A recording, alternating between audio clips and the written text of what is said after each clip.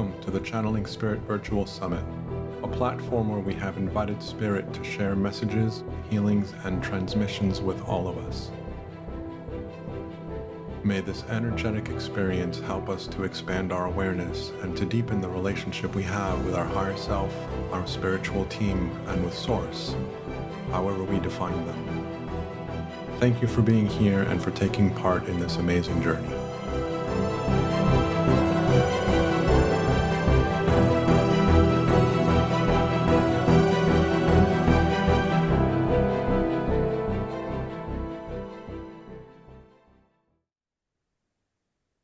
Hello and welcome to the Channeling Spirit Virtual Summit. My name is Daniel Martinez-Stahl, and this is Season 6, Episode 1. We are with Danay Novoa, and this is a really interesting relationship because she wanted to be part of this event before I even knew she existed. She was like, I'm going to be on Daniel's show, and I had no idea who she was. And then I invited her, having never known anything about this, and she tells me this story, which I thought was really cute. So Danay and I are part of the Sarah Land community, which I talk about all the time. Those of you that have been with us in the past, she was with us, I think, Season 3, if I remember correctly. But I heard Danay channel, and I was really moved by her ability to connect with her team, and the message that the team was sharing was really inspirational. And so I wanted to include her as part of this event, and so that's why I reached out to her. And so, Danay, I would love to get you started by just introducing yourself, and then we can kind of go from there. Sure, sounds good. Hello, everyone. Welcome. I'm Danay Novoa. I got some feedback here already. Yay, people are here. So I'm excited to be here. And what Daniel was saying is correct. I didn't know how I knew, but I knew that I was going to be on this before any of it started. So I thought that was entertaining. But a little bit about me. I come from an academic background. I grew up with spirituality, but I went full steam ahead into the academic world. I got my PhD in psychology to teach and do research. And then I got propelled from there to go into channeling and exploring this side of things. And obviously there was some back and forth that ensued with that sort of journey of dealing with the non-physical when you were very focused on the physical. So that's added some excitement and some adventure to my growth and my expansion. But yeah, I've been channeling for a number of years, longer than I have been aware. While I was teaching, I was apparently doing it, and I had no idea. So it's been quite the ride. And once I was aware that I was doing it, then I started to play with it a lot more and honed it very, very quickly. And I love what I do. So I'm very excited to be here, and I'm excited to share whatever comes through today. I mean, we got a topic, but they like to play games. So we'll see if things get shifted around or if we continue playing in this energy. So that's wonderful. And I think that you bring up a really nice point, which is most of us, in fact, all of us are channeling all the time, but most of us are channeling somewhat consciously of it. We realize where we're saying something and we're like, oh, I didn't realize where did that come from? Or you're just inspired to say something, or something comes out and you're kind of in a trance as you're speaking. And you said it beautifully, that when we start to consciously become aware of what we are doing, then we can lean into it and develop it even faster, develop that as a skill set. And we can leverage that even more. Yeah, totally. It's totally a skill set. I come from the perspective that everybody channels, and what sort of source they're channeling from can vary from what frequency they're in. So if you're in a lower sort of frequency, the example that I like to use and my channel likes to use is if you're driving somewhere and someone cuts you off and you flip them the bird, and that's like you're channeling energy towards that individual, but it's not from a higher frequency. So it's still emitting energy, because to me, channeling is taking energy from one location and channeling it or moving it to another location. So anything as simple as telling family, friends, anyone that you love them, that's channeling. That's moving that love energy from source, from the divine, and allowing that to move through you. So everybody channels. It's always wonderful to have people talk about what channeling means to them, because for me, channeling is a conduit of connecting with energy that is outside of myself. Hmm. And again, we start to kind of play with these, rabbit holes of I am all energy, and so nothing is outside of myself, but again, playing within the human construct of me having a perception of an individualized self. For me, channeling is that connection with an energy outside of me and a receiving of information, of messages, of energy. And Yeah. so it aligns with what you're saying, but I love what you're inviting us to play with, which is this idea that any movement of energy is a form of channeling. And that's a really beautiful way of looking at it. Yeah, totally. And when I started channeling like I do, I was very much of the perspective of giving my power away and saying, these particular things outside of me have all the answers and I have nothing. Whereas it's my connection to myself as the higher perspective, as the infinite wisdom, as the divine, that allows that to flow through me. And it may take shape as other energetics or anything really. But I personally have moved towards taking the perspective that channeling itself is you're going inwards to access the infinite knowledge, the divine energy, and saying it's always been within me. And some of us will see it outside of us because that's easier for us to digest in that sort of perspective. When I first started channeling, what I was told by somebody who was very experienced, she said that for what she was getting from my team to share with me was that what I needed to do was to connect with the universal consciousness of who I am. Mm. And to connect with the fact that my team and myself are not separate. We are one. Yeah. And the more that I'm able to connect with that, the easier it will be for me to channel. And what's really interesting is in my practice channeling group, which I talk about all the time for those of you that have been with me for previous seasons, one of our friends, our spirit friends, a number of months ago, almost a year ago, made a comment about how what we do when we channel is that our energy goes and expands out into the energy of all that is, which then includes our human self. And from that place of expansion is where we allow ourselves to connect with other energies and allow other energies to integrate with our auric field or our human energy. And so it's just different ways of playing with and different ways of exploring and expanding how it is that we connect. Yeah, for sure. And my channel likes to speak a lot in metaphors and analogies and likes to use things. And I have a couple coming to mind right now. One is the equivalence of a hot air balloon. And when you're in a hot air balloon, when it's on the ground, it has a number of sandbags holding it down.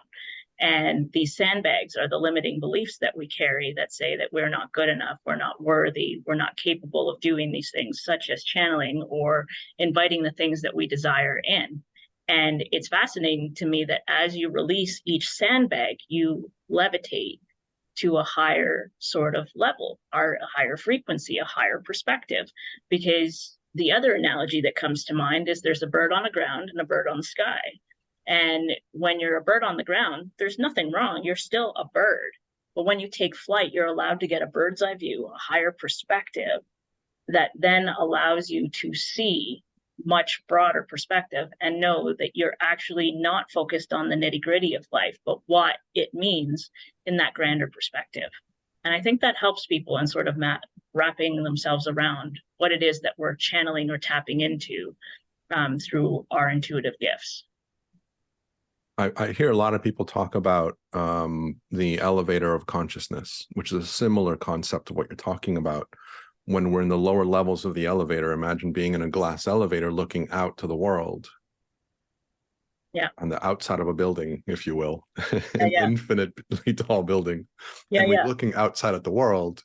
When you're at the lower levels, there's only so much you can see. As you're in the higher levels, you can see more of the topography and the horizon, and so there's more that's accessible to us as we allow ourselves to expand our awareness into a more expansive perspective.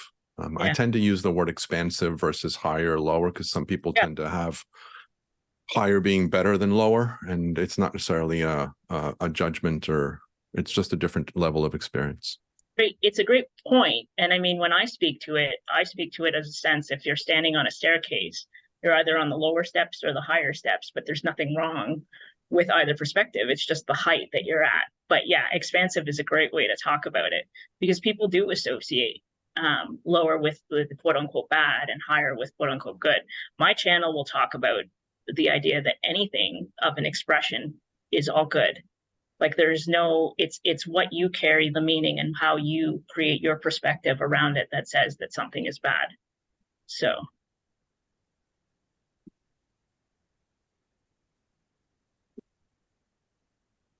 So, given that you've never been on my show before, mm, we can do this a number of ways, and I will okay. let you and your team decide.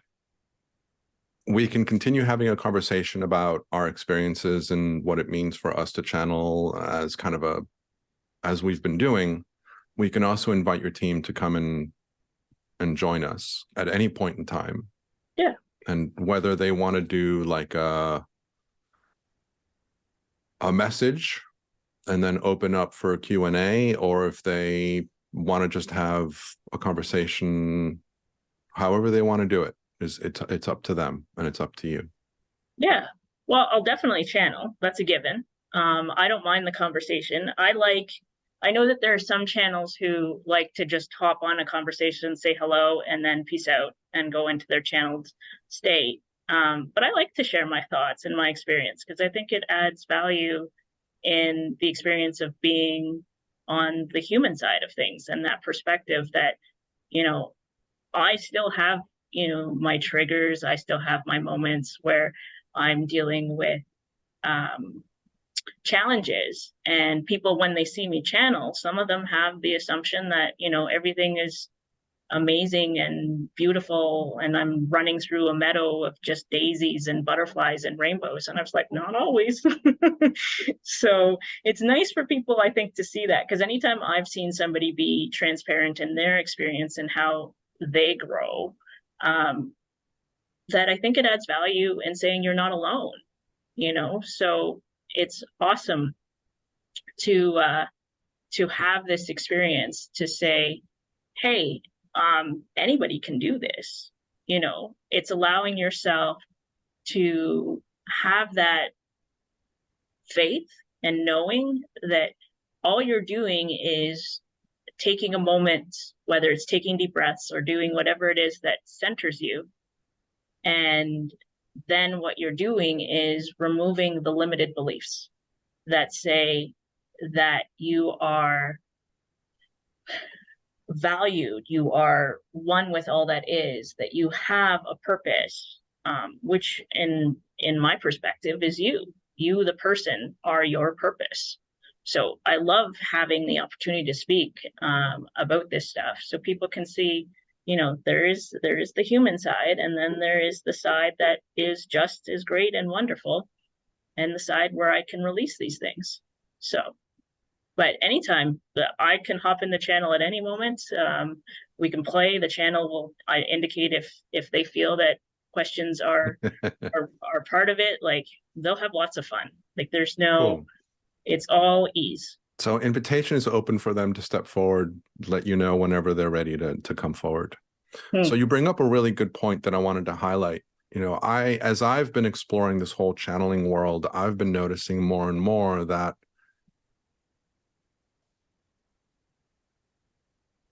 when people praise the quality of the information coming through a channeled message, I praise the person through which that's coming through. Yeah. So there's an element in a relationship between the quality of the message and the quality of the channeler's understanding, their expansiveness of who they are and their connection with themselves. The more connected one is, the more impactful I feel the channeled message can be. And so there's a direct relationship between the quality of the channel versus the quality of the channeler. And so you mentioned that indirectly, and I just wanted to highlight that, that there's a relationship that I've really started to appreciate and respect. Yeah, no, I completely agree. Because one of the things, I mean, people may not know this, you learn this in psychology almost from the get-go, is that everybody has biases. And there's nothing wrong with them. There's just an aspect of who you are, your experience, and it creates like a filter over your perspective.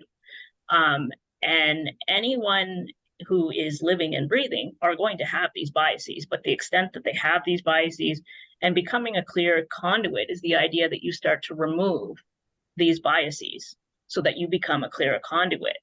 But they're going to be there. So I like that you say this, that when you have an experience with a channel that just produces or shares profound wisdom or really expansive conversation, that you look to the channel, because that's the translator, right? The messaging that comes through, each and every one of us, they're really active right now.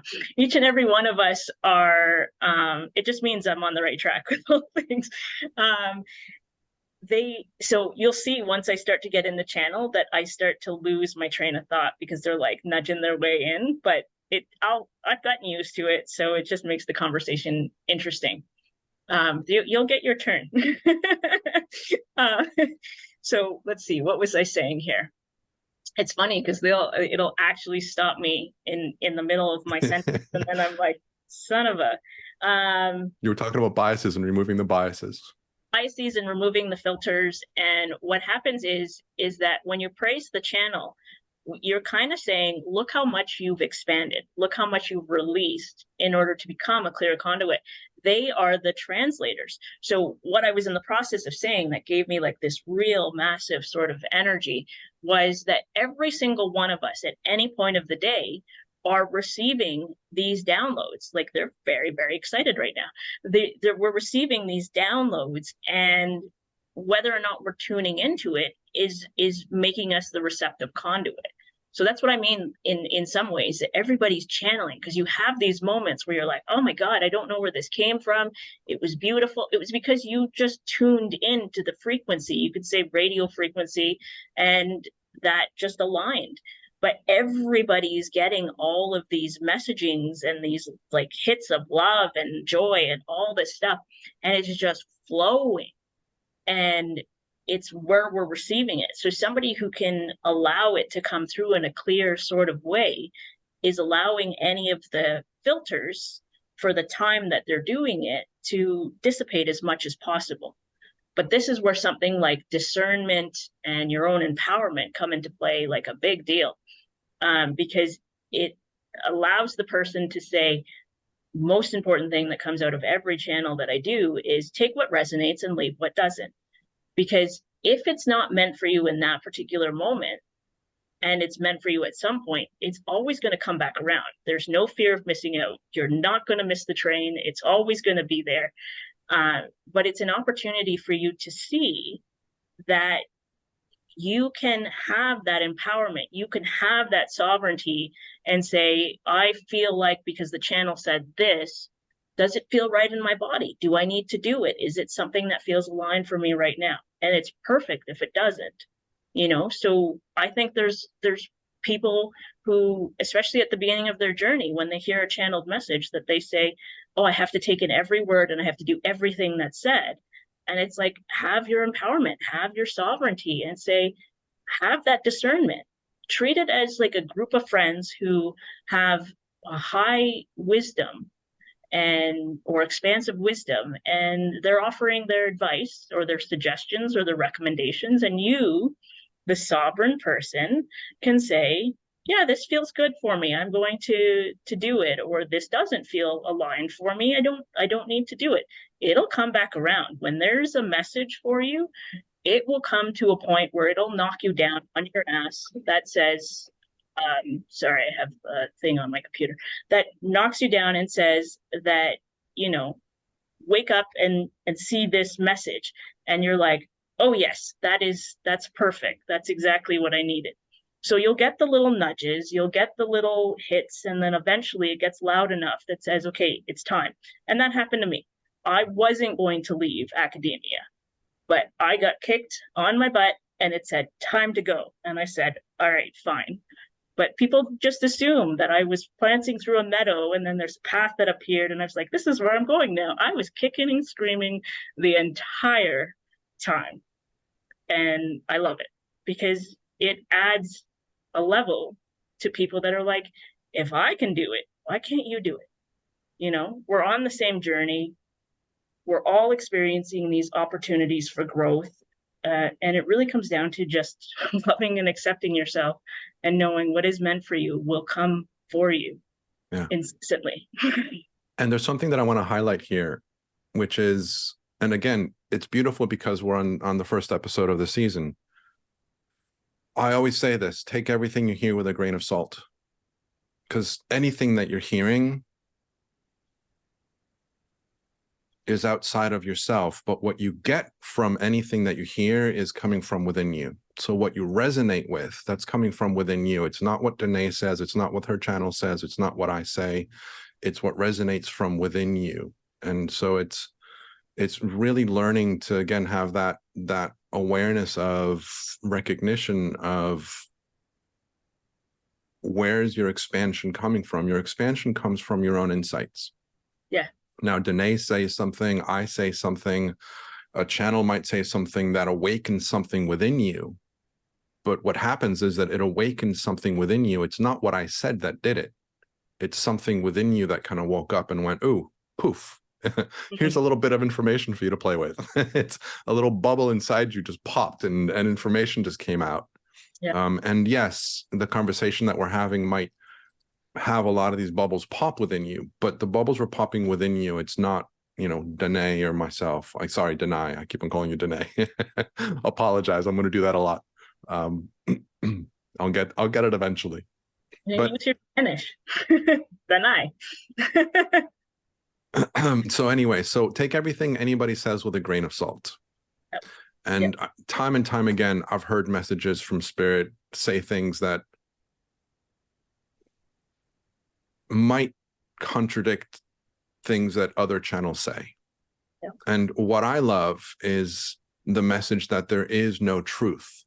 There's only your truth. That's the only truth that exists. So if somebody ever says, Spirit said this, and this is the way it is, take it with a grain of salt.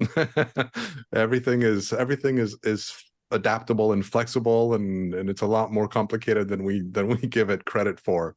And so there's a lot of flexibility within this idea of truth. Yeah. So take everything with a grain of salt. 100%. Yeah. So I think it's a good time to see what comes through and to Sounds play good. With that.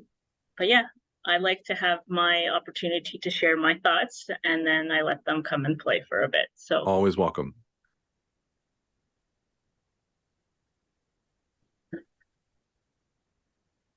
So it'll take me a moment, just going to center and connect, but I already started channeling as we were talking, so it's not going to take long. Take your time.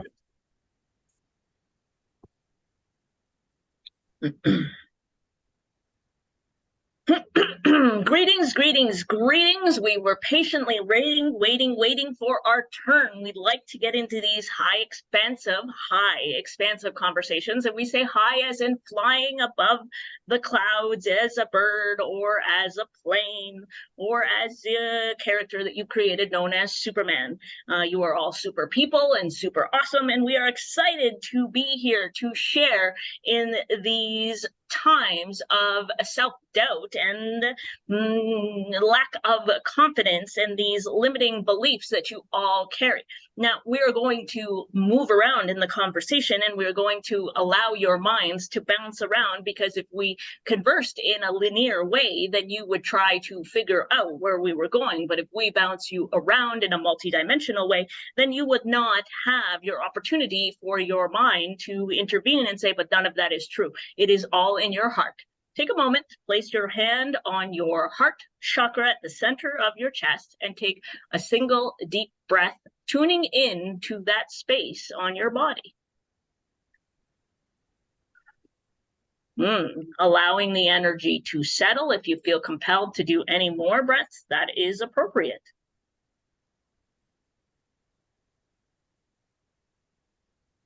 So what is self-doubt? Self-doubt is you moving away from the knowledge that you are perfect as you are. You are your ideal, you are expansive, you are exactly what you need in every moment. All of the wounds, all of the stories, all of the emotional experiences, all of the insecurities, they are all absolutely perfect. You all enjoy playing games, and some games will allow you to have some sort of challenges or limitations, and you thrive. You think, how can I make this game harder? Whether it's a video or a board game, you like to increase the level of difficulty, and that is exactly what you are doing now as the human, as the soul that you are. You are looking to increase your difficulty, and some of you are looking to do it so in the fashion of including self-doubt. Some will include other things and include them along as a salad of insecurity that allow you to increase the difficulty of the game you're playing. But see, just as you can go into that game and decrease the difficulty and add more advantages or superpowers to your character, you can do so in your life. But you are choosing, and we mean this lovingly, and we mean this with great joy and great pleasing fascination, because we get to observe this. We get to see this experience. We get to see that you, the player that you are, the sovereign, empowered player that you are choosing to add a backpack of self-doubt on your journey. And every once in a while, you open the backpack and say, what sort of goodies are in here to say that I am going to doubt every step that I take? Do I know how to walk anymore? Of course you do. You've been doing it most of your life.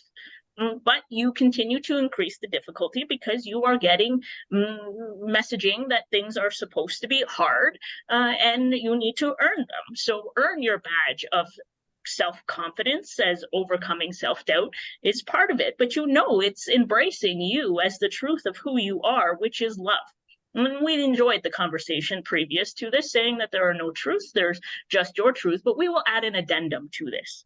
And the addendum is the truth in all existence is change is always stable, meaning it's always going to be change, there's always going to be evolution, there's always going to be expansion, that you get to choose whether you feel in a moment that you get to choose. And some of you may groan when you are hanging out in the densities of anger or sadness or fear, whatever it may be, that somebody looks at you and says, you get to choose, and you want to flip them the bird.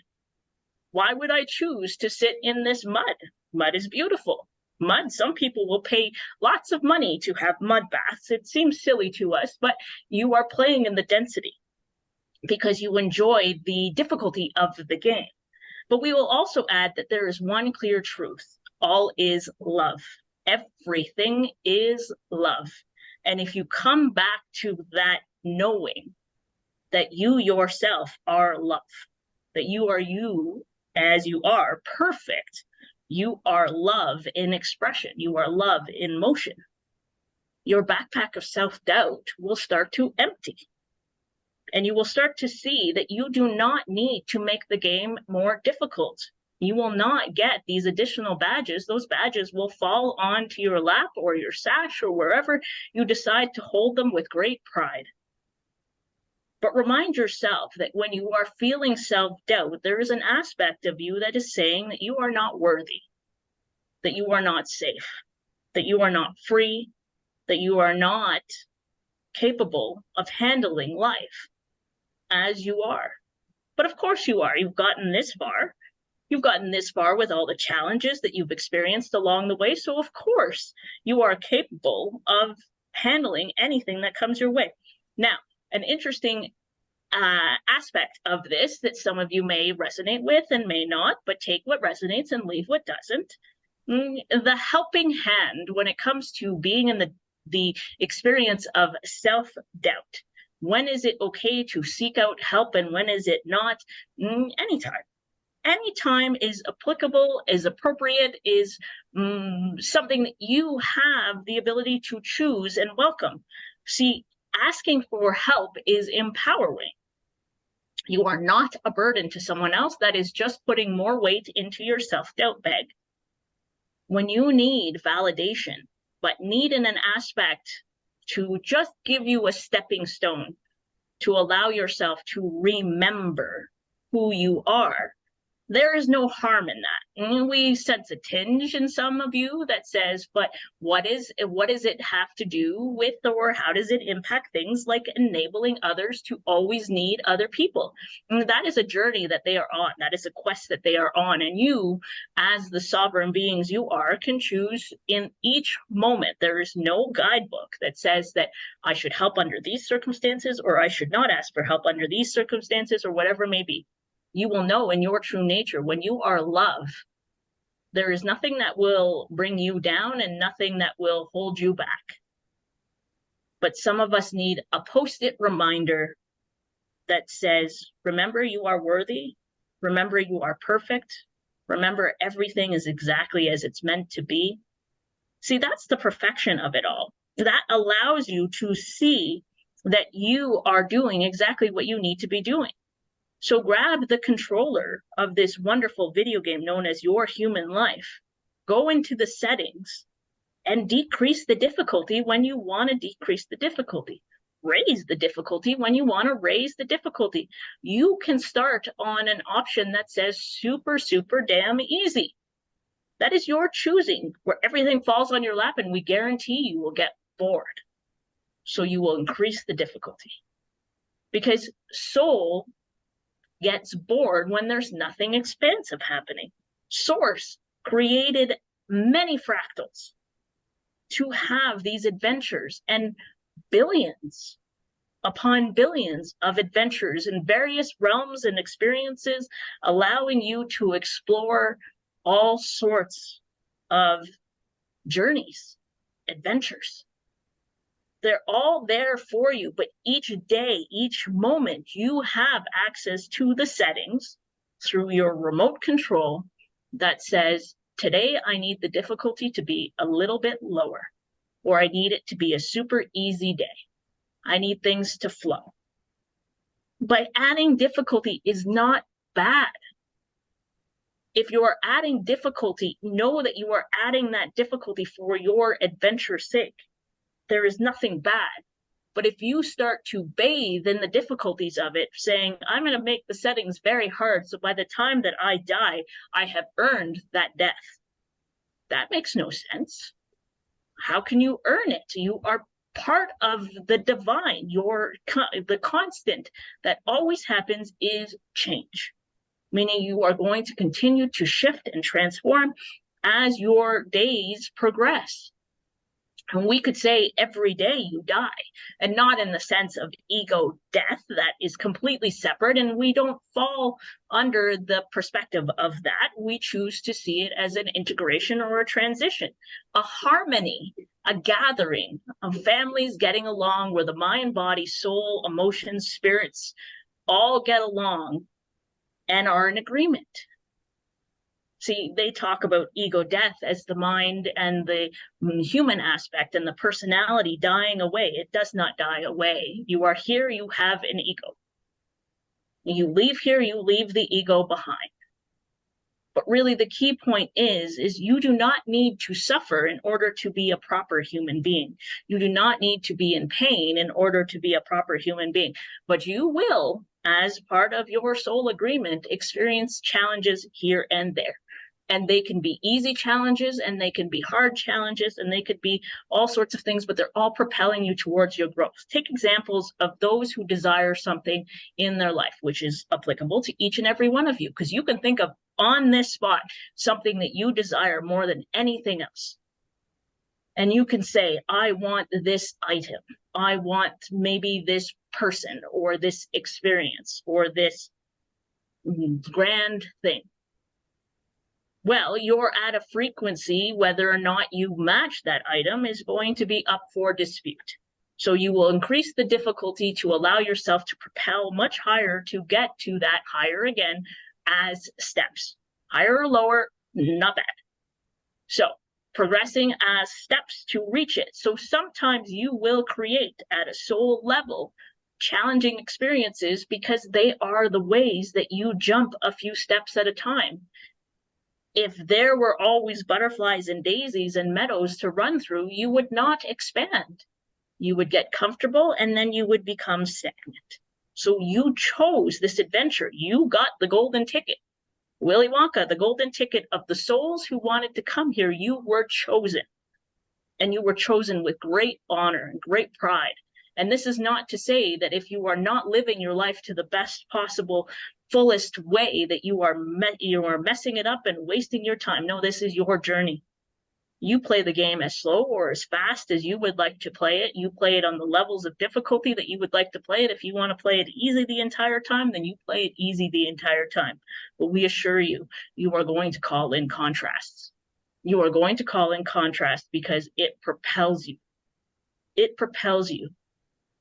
And it is one of the most beautiful gifts that you have in this realm to experience all of the spectrums of emotions that exist here. But knowing that they are just filters upon what is love being expressed. Everything is love. When you are in pain and you are sad, it is love that is not being fully let out. That is not being fully felt and known, but it is love nonetheless. So it is your opportunity to see something like self-doubt as your way of saying you are not valued, you are not worthy, you are not capable of doing these things, when you know well, in fact, that you've survived up to this point in some extenuating circumstances for some of you. And how do you not praise and celebrate yourself each morning you wake up and say, holy shit, I'm awake and I'm still alive. That is the gift that you get each day. The ticket has not run out. Some of you will live your lives when you take a trip and you will say that you are on this trip for a week and you get there on day 1 and you think, well, on day 7, I am leaving. And why are you focused on day 7 when you were on day 1? Focus on day 7 when you were on day 7. Some of you will sit in your life and say, at some point, I am going to die. Why are you focused on your death? You are not there yet. And again, we can tell you die every day you go to sleep and you are reborn every moment you wake up. And it is a beautiful gift. And all you are doing with something like self-doubt is adding limitations of separation and lack. Any sort of thing, you are saying, I'm going to hold on to these to allow myself to expand or create some sort of excitement on the experience level as a human, as a soul in a human body. And that doesn't sound weird. That just sounds like those individuals who decide when they venture into the academic world to carry the entire library on their back. It's not pleasant, and all they have to do is remove a few books from the bag and decide that there could be another place that it can be stored. And then they are not struggling to climb a hill or walk to their next location. They are understanding that they have exactly what they need on them every moment. And the backpack of all you need is extremely light. It's like feathers. You're carrying a backpack full of feathers. And that's what propels you to be able to access these things. But when you decide to add boulders into your backpack of self-doubt, self-sabotage, whatever it may be, that is you playing your game. That is you allowing yourself to get contrast so that when you are out of it, you feel that sense of relief, just as it is like putting that big, heavy backpack down and saying, oh, I'm so glad I'm not carrying that anymore. And then you have a new perspective. You have a new perspective. So how do you overcome self-doubt? There is one answer. LOVE. Be love. Be love to you, be love within yourself, be love to others, be love to all things, be love. That is always the answer. You could ask us, how do we get $1 million? Be love. How do you find the person that you want to be with in a romantic sense? Well, be love. How do you get the pizza that you've been craving all day? Well, go to the store and order the pizza, but be love while you do it. So there are things that you can do to overcome self-doubt, but know that self-doubt in itself is just a messenger that is saying, in these areas, I need more love. I need more love. And how fantastic is that you have a little guidebook in that moment, in that backpack where you're carrying all that self-doubt that says, hey, friend, you need love in these 7 areas.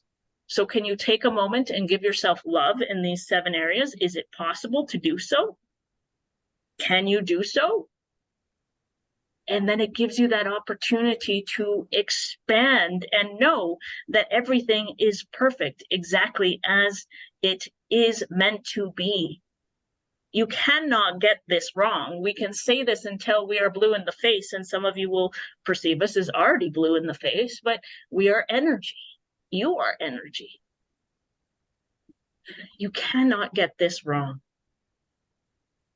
All you need to do is feel any insecurity and bathe it in love, because other people do it for you, and you feel that sense of happiness and relief that you no longer feel that doubt.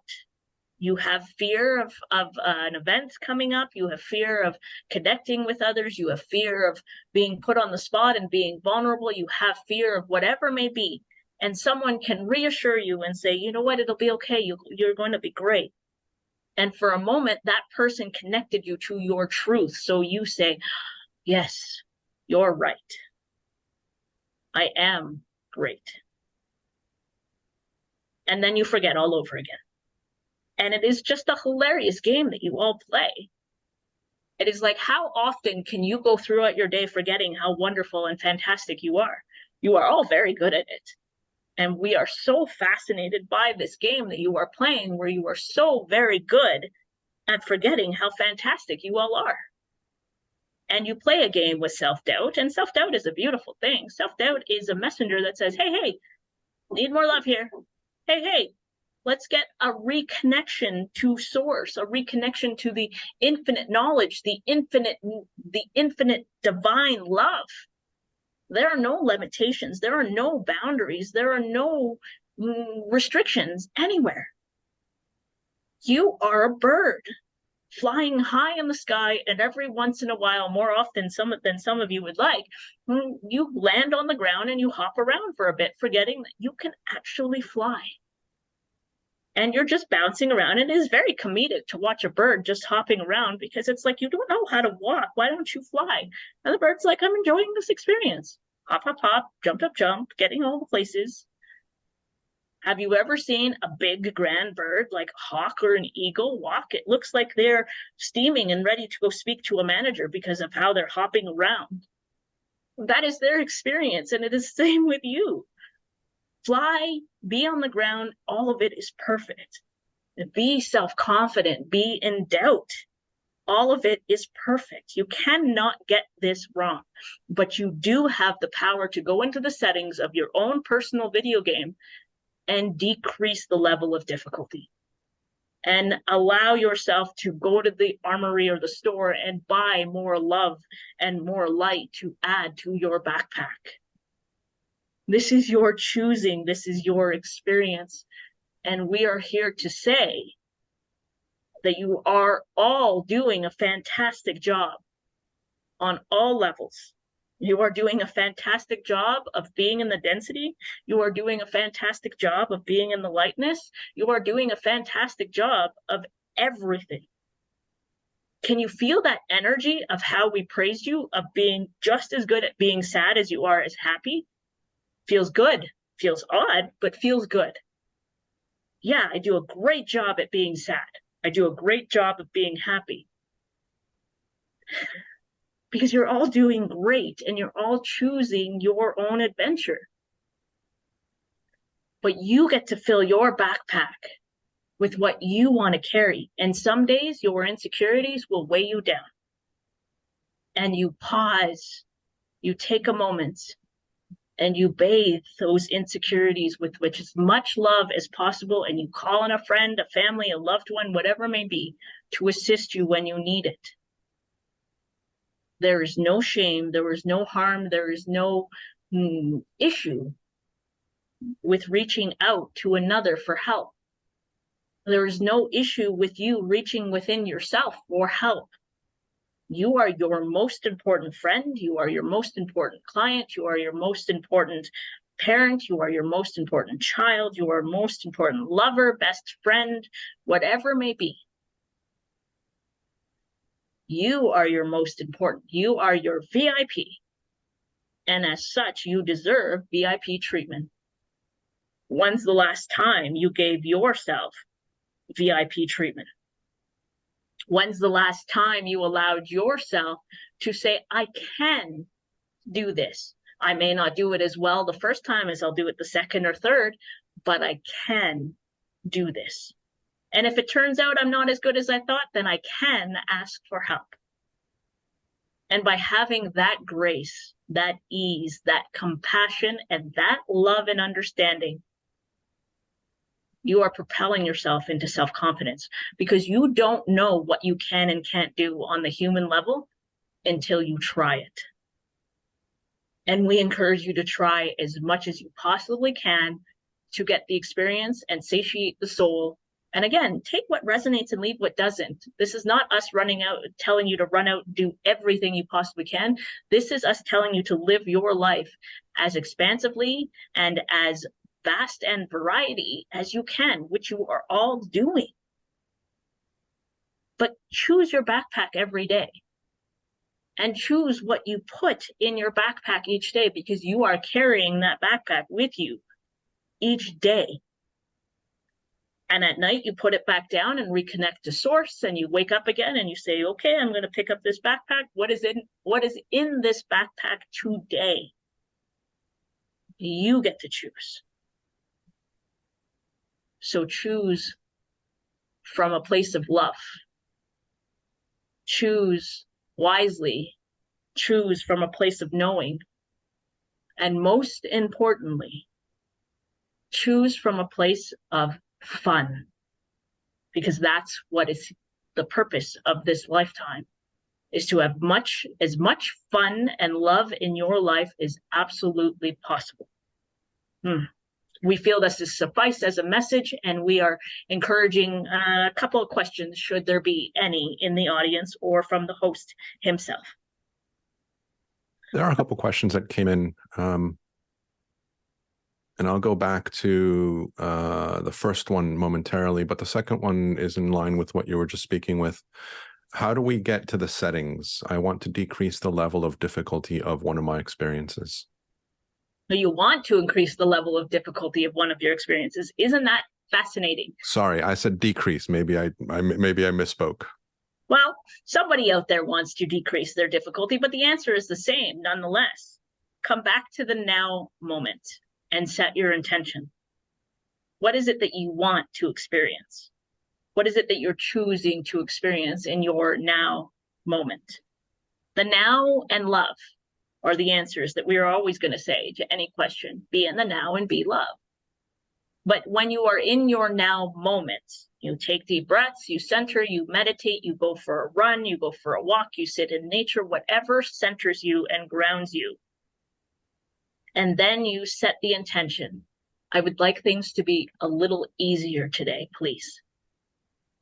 And then just feel as it's already there, because the request has already been instantaneously manifested, because you have just said, I would like to feel a little bit better or a lot better. And then you say, isn't it great that I feel this way now? And some of you are like, but what if you don't feel this way? Well, you didn't set the intention well enough. As we play, you get to choose. And sometimes there is a message in the challenge that you haven't quite received, but you have the power to adjust and say, I would like my healing to be a little more gentle, or I would like my expansion to be a little more gentle until I'm ready for it to go full-blown roaring as I asked it to be in the first place. Does that make sense? Yes. Perfect. Thank you. And so the earlier question was, what does it mean to be love as it relates to bringing in that which we desire? What does the picture look like? What does this mean? That is a beautiful question, and it can be explained by itself in the question. The answer is already there. What does it mean to be love? Well, what does it mean to you, the questioner, or those who have this question? What does it mean to you to be love? Because we can prescribe all sorts of things, but it is you who gets to choose what makes you feel the most love.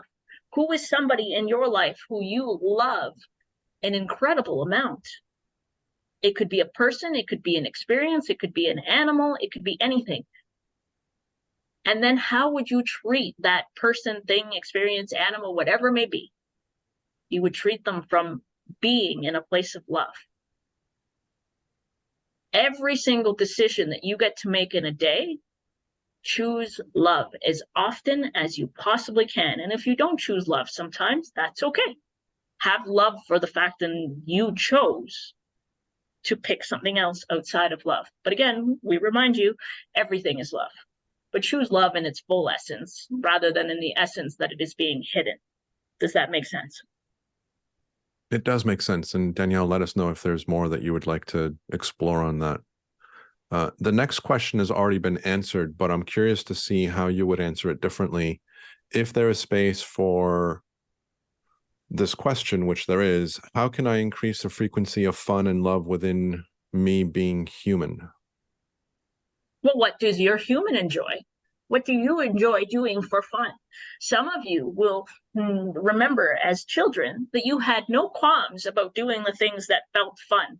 And some of you will enjoy greatly running to a field and allowing yourself to drop any belongings, any backpacks, metaphorical and tangible, and just running like you have never run before, not running necessarily in the proper format. Maybe your arms are flailing and whatever it may be, but you feel free. And that brings children great joy as it brings adults great joy. But there are things you can do. But the most important thing is to play. Many of you forget how to play because you have been children and you're figuring that now that you're adults, your playtime is over. Your playtime is all the time. Everything you do, you can turn it into a game. Walking outside, look for fun numbers. Walking outside, look for fun colors. Play the game I Spy. Whatever you choose, and you may feel in a moment, well, this feels silly. Well, that just shows that you're playing. And anybody who decides that what you're doing is silly, that is their own restriction and limitation upon playing. If you get snow in your location at any point in the year, then go make a snow angel, make a snowman, make a snow castle. If you are around sand on a beach, then go make sand castles. Go play in the water. Go kick a ball. Go do the things that you found such great joy as a kid, and it will light you up. It will create that spark inside of you that says, holy shit, I'm alive. Because that's what play is. That's what joy is. You remember this feeling of being alive. And some of you will get that just by getting into your car and going for a drive just for the sake of the drive, putting on music and singing at the top of your lungs, because anyone here on this planet can sing. Some of you are not in tune to the sound of it being harmonious or in harmony, but anywhere that is expressed as love is beautiful sounding. We hope that makes sense. I hope it does too. Thank you.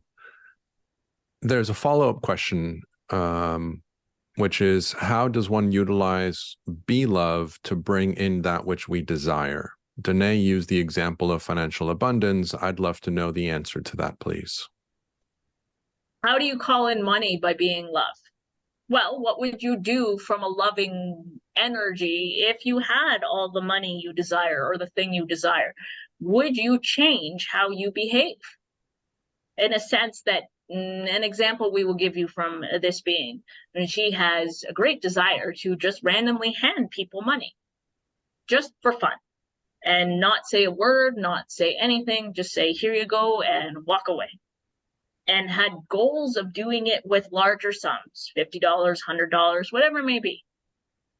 And realized that it was something in that moment, which is not a strong realization, that says that she cannot do that until she has a certain amount of money where she can express that sort of kindness, that sort of love, energy that she wants to express. But then a being in her life said, well, why can't you do it with smaller bills? Why can't you do it with $5 or $10? And that created a profound moment within her that said, why can't I do that? So she gathered a bunch of $5 bills, channeled notes, channeled messages on Post-it notes, put them in envelopes, and then handed them to random strangers and said, here's a gift, and walked away. It was $5. May not seem like nothing, but some individuals stopped her and said that even the note itself made a difference. So if you are propelled to, or in any way, shape, or form to do something, but you are saying you cannot do it because you don't have X, Y, Z, why not bring it to a smaller scale and do what you can from that experience? Does that make sense? Danielle, let us know if there's more that you would like to explore on that. In the meantime, how do you persevere and remain in happy fun mode, lighten the load with pain as constant in my body? Is it because my soul is not hearing the within? Your human is not remembering who they are. But pain is an interesting thing, physical pain especially, or any sort of ailment. It is important to know that you are on your own journey, not as in own as alone, but you are in your own journey for a reason. And that journey may consist of things that other people may not experience or may experience on a different way. But what is happening in all capacities across every single individual is that there are a set of pillars within the person that say, we will say freedom, safety, security, worthiness, acceptance, and love. It is your goal to fill those up to your capacity, because a lot of the times that things that manifest, whether it's pain, sadness, challenges, they are messengers that say, I need more love here. But there is another level to this, in accepting where you are is perfect in this moment, and that is challenging for those who are experiencing something that is at a higher difficulty level. We are not here to say what you are experiencing is not important or not of matter. What we are saying is, if you can learn to love it and see it as a gift, then you will ease around it. And it itself may ease if its purpose was to bring you back into that place of love and acceptance. We hope that is suffice as a response. There's a second part to this question. What if I already do have that childlike quality, yet the physical pain takes it away daily for such a long time? Have you had a conversation with your pain? Sit down and have conversations with your pain, but acknowledge your pain as you would another person. And not in a sense that you are saying increasing it, but in a sense that you are acknowledging its presence and giving it space to speak. What is it that pain wants to say to you? Maybe you are encouraged to slow down. Maybe you are encouraged to be mindful. Maybe you are encouraged a whole other way. We do not have the answers, and that is an important thing to take note of. Just because we come from a higher perspective does not mean that we contain all the answers. Each and every one of us are endeavoring to expand. And we have limitations within ourselves of what we can share and what we are allowed to access. But this is your journey to endeavor in understanding and becoming a loving companion to that of your body, and what sort of messaging it is manifesting that through pain and your frustration of that pain. We hope that is suffice as an answer. Thank you for that. And there's another question here, which is, can I have eternal perfect health if I stay in the place of love? Everything and anything is possible in any moment, but as a human, many of you create these beliefs that many things aren't possible. We can say anything is absolutely possible, but it is up to the person to believe that it is possible, because what you believe in a true nature, uninhibited, is possible, because there are things that you are capable of doing that somebody else believes isn't possible, that somebody else has doubt around, self-doubt, but you are a clear demonstration of it. So allow yourself to be in the knowing that absolutely anything is possible, but it is up to you to believe it wholeheartedly. We feel that is suffice for that question. So given that we're in a Channeling Spirit virtual summit, can I use the example of channeling as an example of what you're speaking of? Some people might say that, oh, I can't do what Danay is doing, and so they've got that doubt, whereas Danay is proof that it is possible. Is that what you're referring to? Yes, indeed. For as anybody demonstrates anything, it is in the realm of possibilities within humans. But see, there are many things that are not disclosed to the human population that people are very much capable of doing, and will come to the surface as time and the consciousness expands. For those of us that are new to this conversation, can you speak a little bit about this expansion that we're stepping into? You are becoming more in tune with the frequency of love. Some of you like to refer to rising to new dimensional states. We like to refer to it as becoming more in line with your love frequency, your essence of love, coming back to the knowing that you are love in itself, an expression of love, love in motion. You are a bunch of characters that are just love, walking around with clothing that have limiting beliefs written all over them. I am not worthy. I am not special. I am not capable of these things. And we can add some humor that at your naked essence, you are all love. And it's just remembering that you at your essence is love. And how do people see this? You can see this in the dimensional state, but again, this is not how we explain things, because people get caught up in the intricacies of what's this dimension and what's that dimension. What does that mean from that dimension? The way we see it is you are in fear or you are in love. And everything is love. Fear is just forgetting that you are love. And fear is a sort of categorization of things that are not in the frequency of love in its obvious sort of sense. So this expansion is that you yourselves, each individual on this planet, are moving into the direction of being more love within the self, being more love as you are in essence, and being more love towards others. You all know what love is. Love is not what we refer to is in between two people who are in a relationship. We're referring to love as the state of unconditional love. The state of source itself. Source is love in itself. Unconditional love. And you are all coming back to remember. You are already in this. You just need to remember that essence. That is the point of this game that you are playing, whether you are increasing or decreasing the difficulty.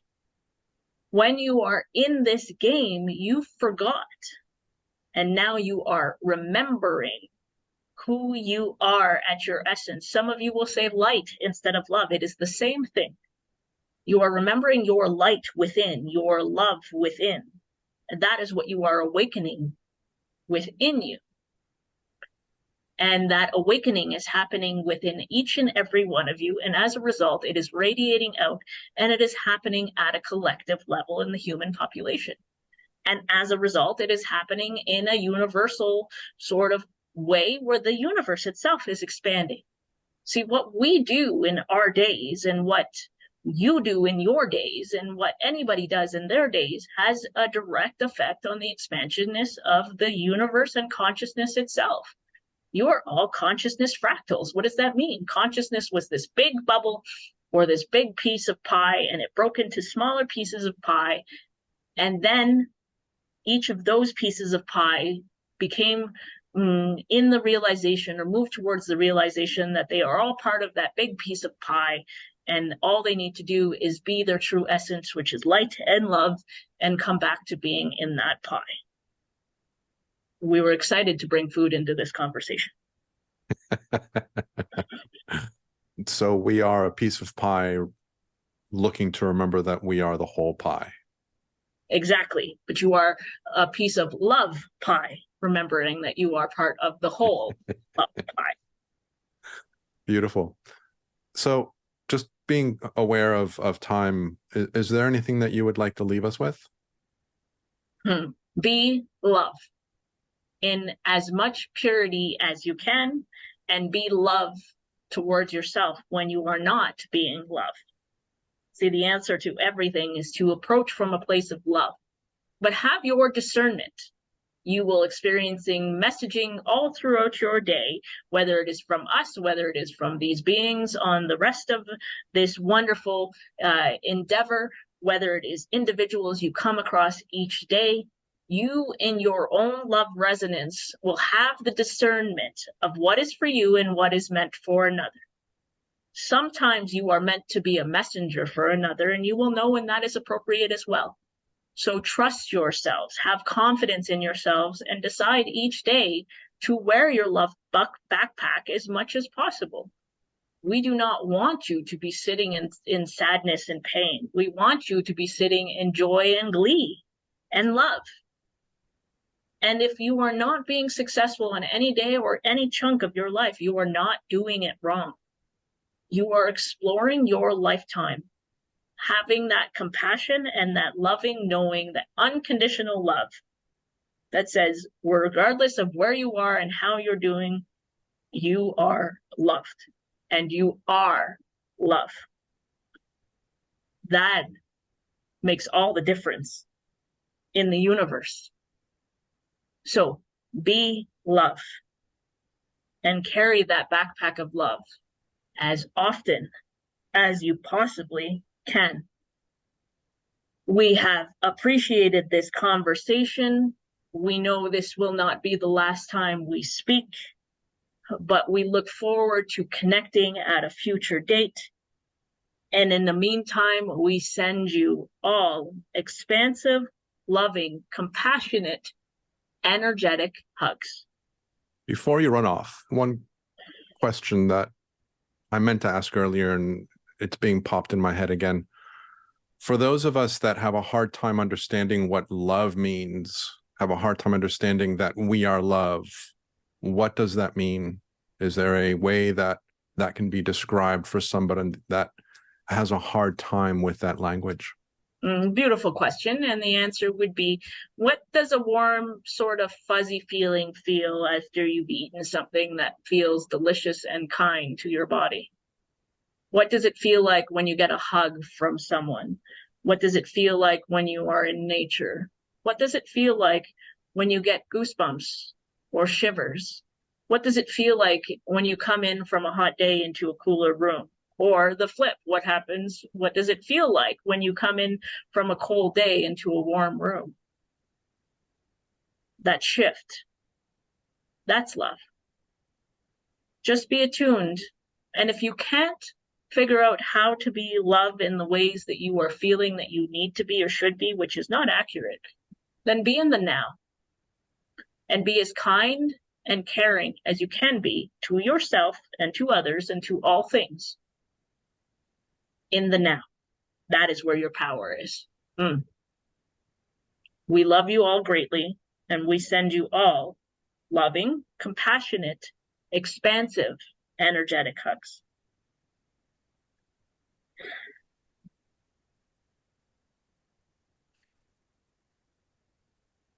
Welcome back. Thank you.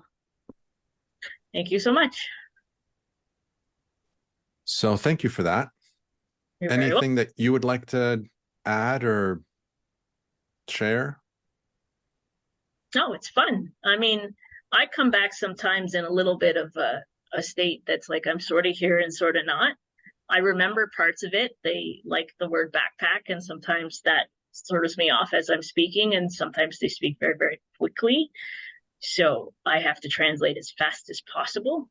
But I think it's a great message. And I like the question at the end that talked about what is it? What does it mean?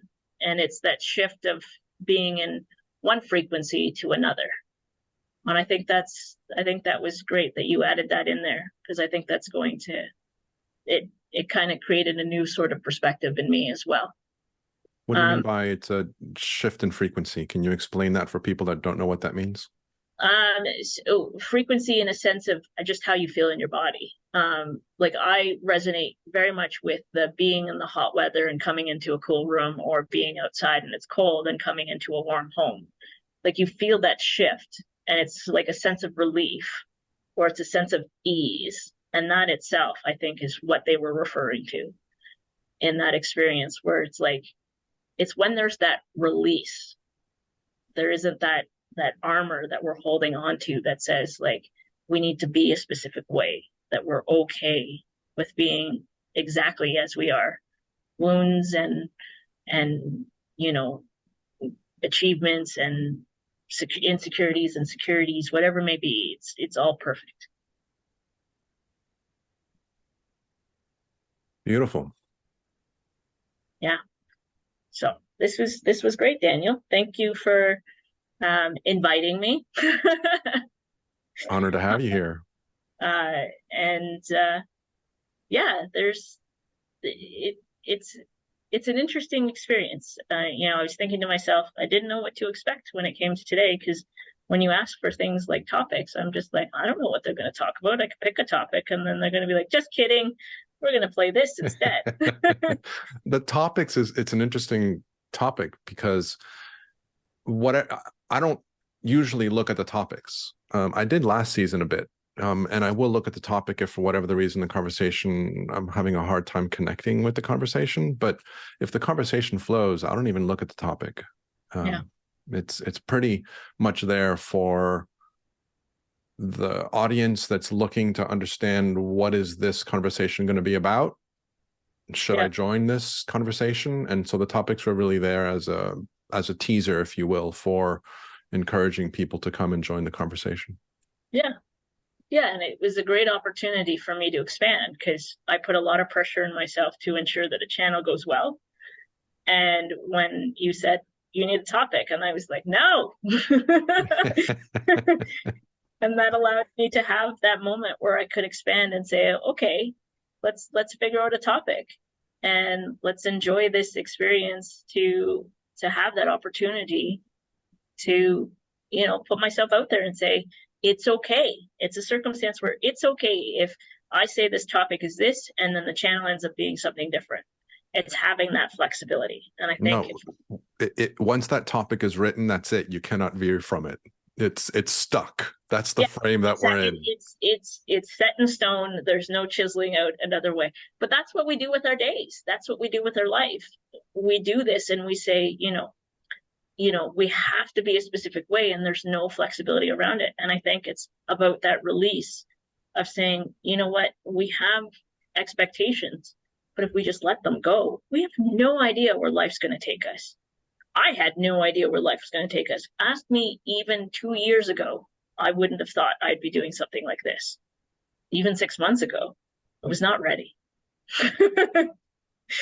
So I think it's a beautiful reminder to allow ourselves to continue living our lives with our ideas and our expectations, but to be open enough to allow them to be flexible. Yeah. Because our desires and the things that we look for and the things that we're interested in is what allows us to move forward in a direction that excites us. Yeah. But to not get closed into, you know, fixed in stone and etched into, you know, permanency. There's flexibility within our movement that allows for things to be better than what we expected them to be. Like the saying is, this or something better. It's exactly that, is allowing yourself to have that space to create your desires, create your intentions, but to have that flexibility of allowing something to be different than that. Yeah, yeah, exactly. And it's like you were saying, not being stuck on the form. I desire a particular thing in the tangible.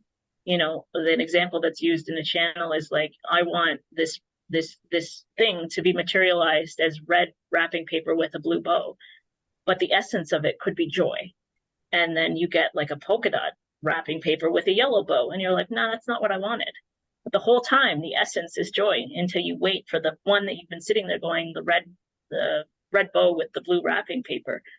But you've missed like maybe 50 opportunities of joy because you were so focused on the form when it could have come in any way, shape, or form. We have no idea how joy is going to come our way. We know what joy feels like, and we have expectations and sort of predictions how joy could be manifested. But we surprise ourselves in the most beautiful ways each day of how joy comes to be part of our life each day. There's something else that's popping in my head again right now, and it relates to the question that Camille asked about pain. And this is relevant for all of us, because even if we're not in physical pain, a lot of times we put ourselves into situations where we experience emotional pain or difficulties or challenges. And a lot of what I'm learning along my own journey is that it's not about trying to change that experience, but it's about having a different perspective about the experience. And in having that different perspective, the experience changes. Yeah. Yeah. That's exactly it. And so, you know, I was thinking the other day about how in the three principles conversation, there's a lot of talk around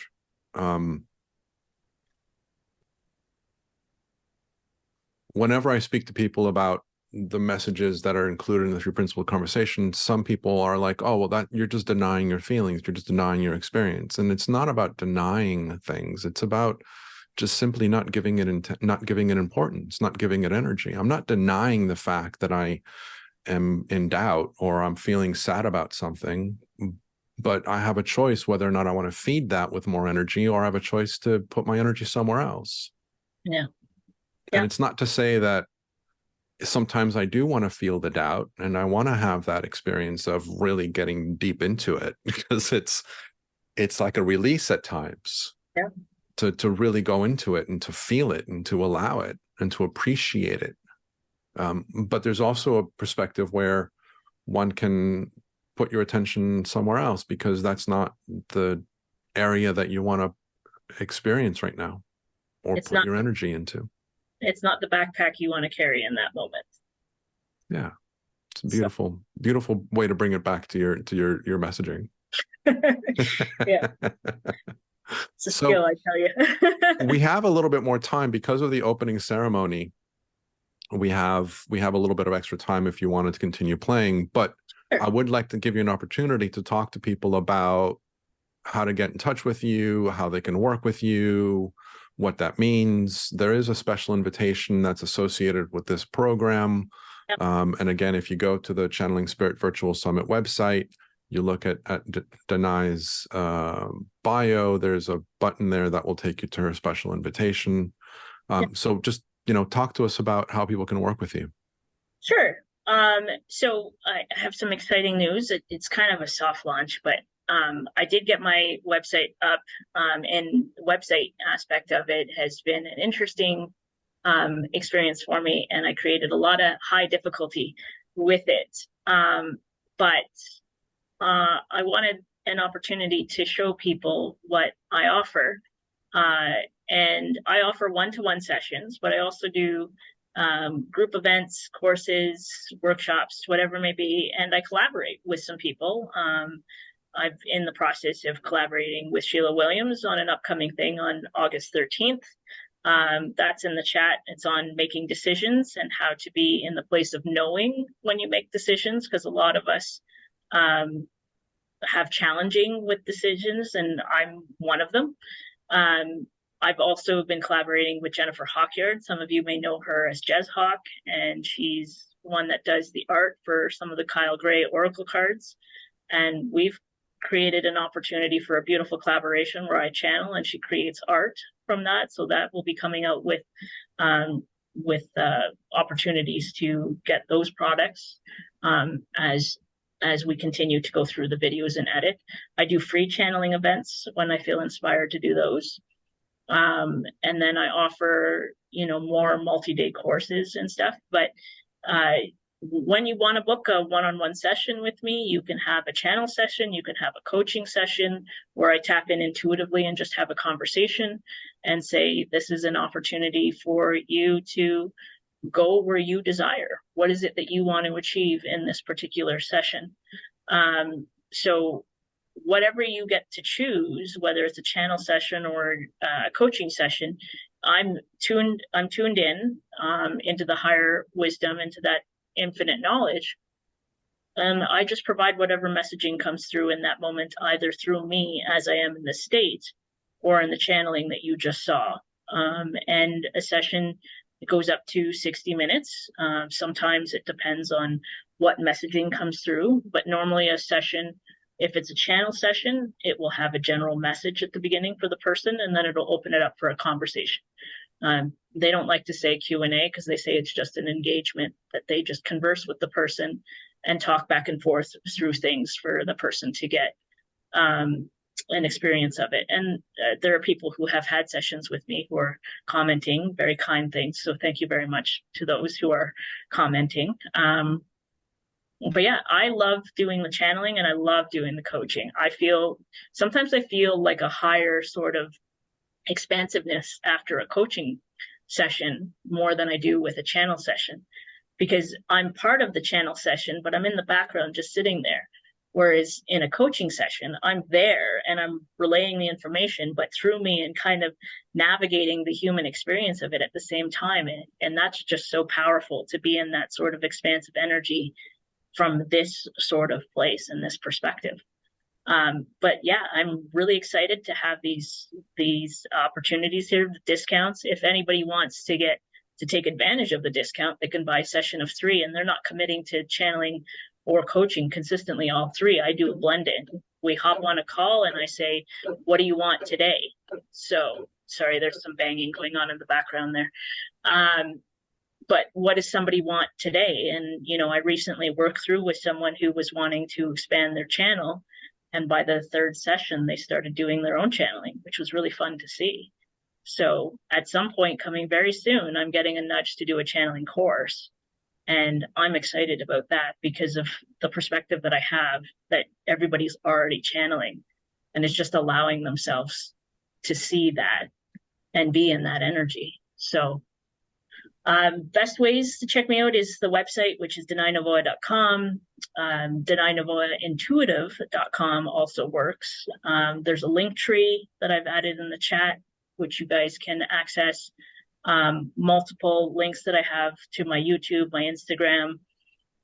I have a blog that I've been adding to of some of the channeled messages, or my own. I write poetry or sort of expressions that I like to do from the human side of things. But there's lots of opportunities to connect with me. So if anybody feels called in any capacity, if you want to join the course that Sheila and I are doing, we're very excited about that. It's going to be a 90-minute workshop on the 13th for people to enjoy experiencing a channel, and Sheila and I, having our usual banter and expansive conversations. We like to do a live stream on YouTube periodically, and those are really fun. So great opportunities. I love the connections I've made, and I've really loved these experiences. And I love everybody here who's been part of this co-creation, because people forget that they're part of the energy that brings this through. It's a collaborative thing. So I'm very honored that I've had this opportunity to be here. Yeah, and for people that are listening to this after the event, have it be on the podcast or through YouTube, of course, Danay's links to her website and Linktree are going to be in the description of however you're coming across this platform. There's a hand that is raised. Would you like to ask a question, good sir? Hi, Daniel. Hi, Danay. I popped into this a little bit later than when you guys started, but I was shortly before you were, Daniel, apologizing to Danay about pronouncing her name. And I don't want you, Daniel, to deny your humanity. Your process of name pronunciation is yours and all yours. So have fun with that. Yeah. Actually, anybody who goes on my website will see, and it was a great sort of suggestion on Sheila's end to say, like, rhymes with pie. My name rhymes with pie. And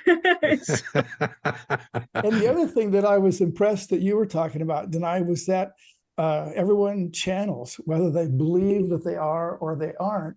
When I first became involved with channeling, it was through the seminar that Mike Dooley had with Sarah Landon as a guest.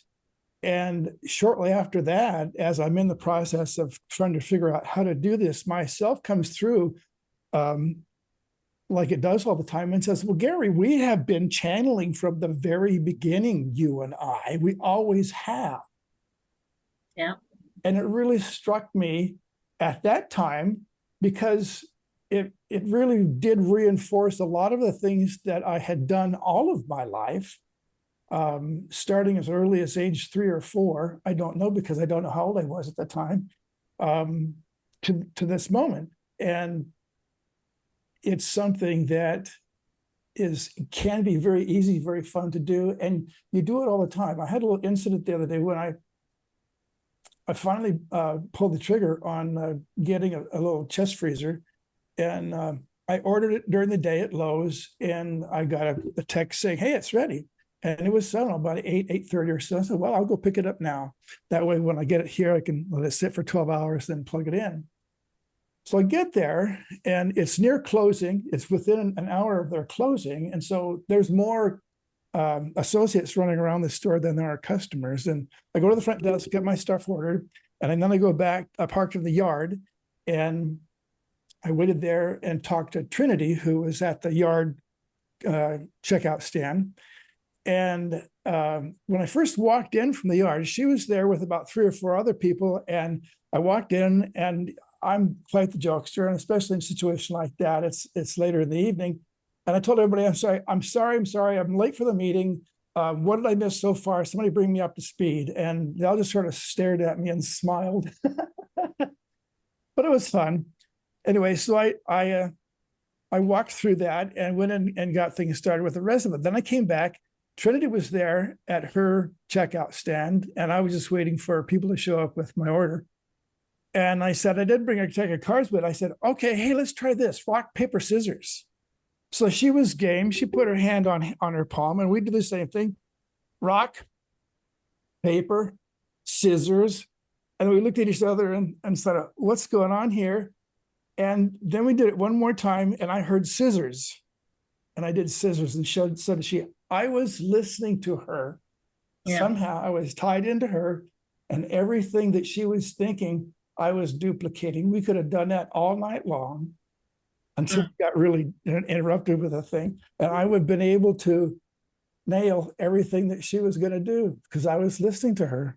Fun stuff. And I didn't realize that until after I got home. And I looked back on that and I thought, oh, I was somehow reaching her telepathically or reaching her in a channeling fashion. I don't know, but it was fun.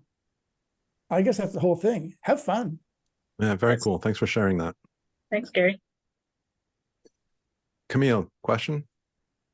A quick question. I just wondered because it was wonderful. Thank you both. Your channel, is it always the same? Do some others come in? Is it ancestral? Is it strangers? Is it friends? And just a little bit more about that.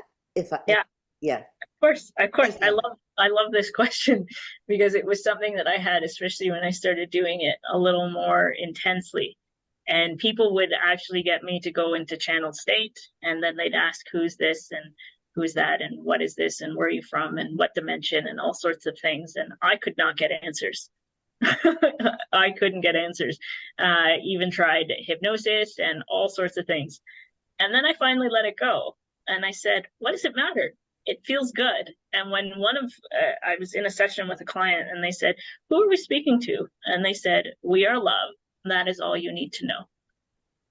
And I understand the energy around it.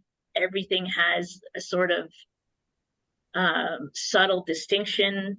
I know that there are different energies that I can channel, but essentially it's all love, it's all source, it's all divine, and it's divine through various aspects of it. But some of the answers I like to give, it's a higher version of me in all knowing that everything is perfect.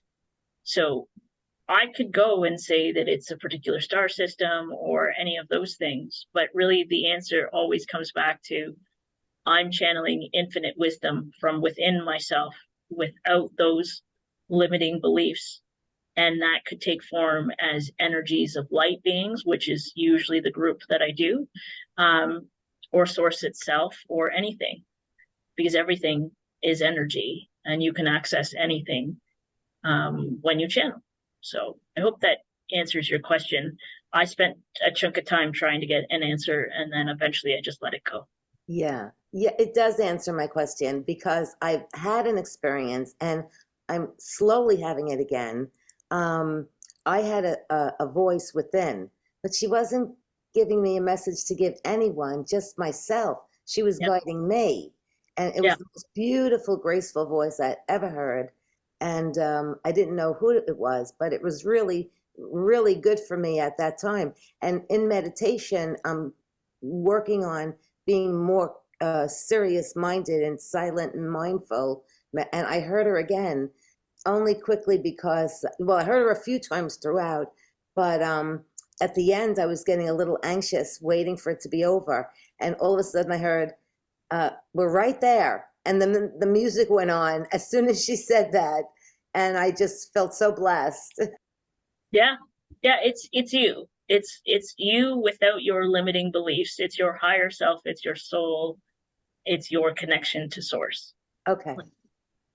Beautiful. I'm just so grateful to the messages and both of you. Thank you.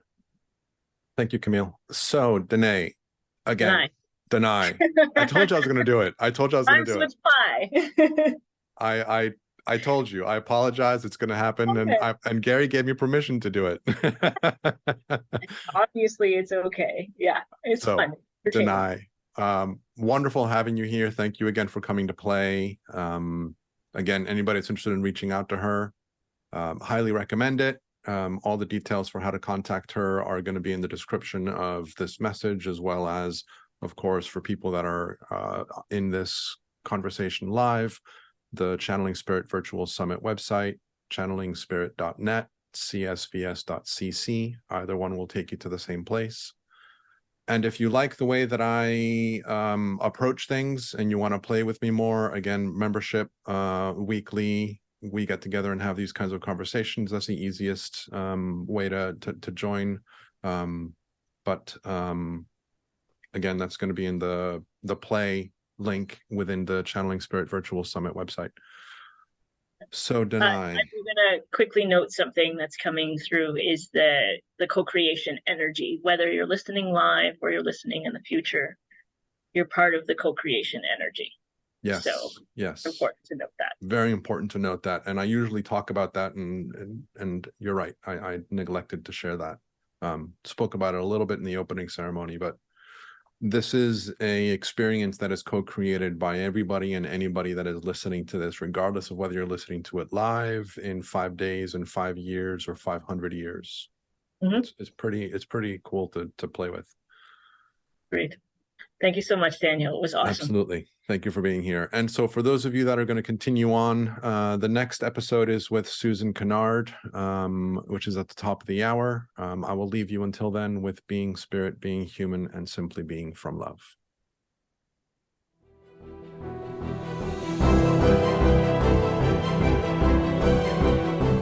Thank you for being part of this incredible experience.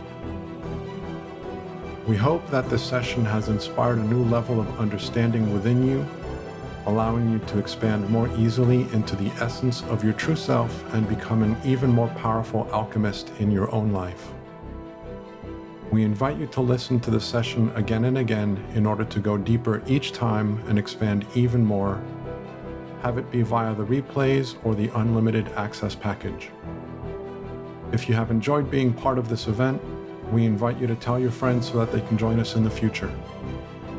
We are grateful that you are here, and we thank you for co-creating this experience with us. Until next time, we leave you with being spirit, being human, and simply being from love.